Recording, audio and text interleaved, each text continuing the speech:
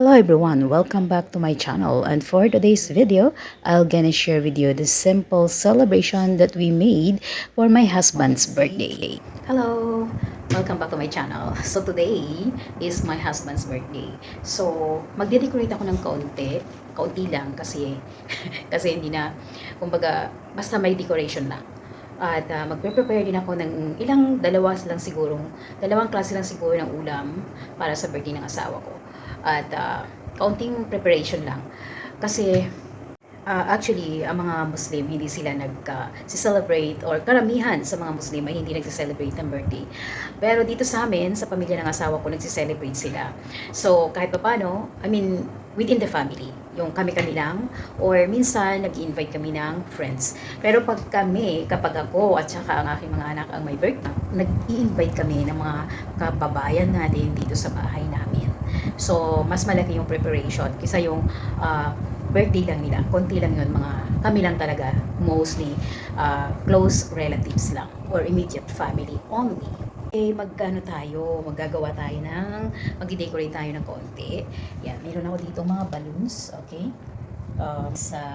Mahilig siya sa Stay tuned guys until the end. Thank you!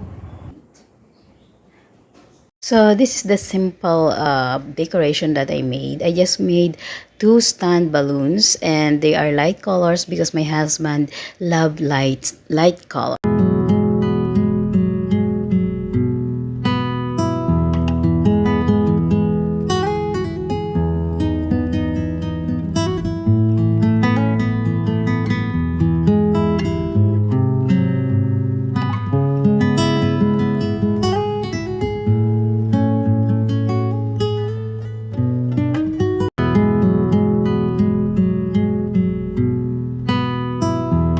Yes, my husband loves light colors. He doesn't want so dark, so maybe he wants always the place to be happy. Look like clean, happy, and peaceful. And while making the decoration, I'm also cooking some or two dishes for his birthday. This is paya, okay, a beef paya. And this is a Pakistani style. And this is my first time making this paya, and let's say I don't know what will happen or what will be the taste. So here I'm done with my chicken karhai, and this is one of our favorite as well. So I'm always having this whenever there is a party. And the paya is cooked, so I will just put some toppings later. And my sister-in-law brought this Malay karhai chicken, and this is stew mutton. And of course, these are the side dish or the toppings that I am going to put or to mix with the paya. And we have also naan. Actually, we don't have naan, so I bought this pita like a naan as well, and it's very nice taste. And here is my table setting. So time to eat. Here is the pita or naan. And since we don't have naan, so I just use this pita. And here is my paya. Chicken Malay butti, that's how they call it. And this is the stew or mutton stew and the chicken karhai. This is how I usually set up our table because we are just a small family. We're a small family, but we love food anyways.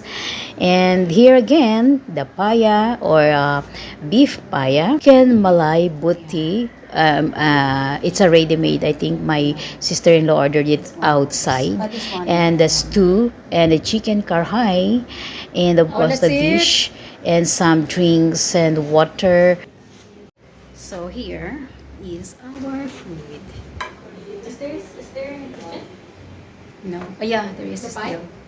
Yeah. And the other side. Ayan, kainan na.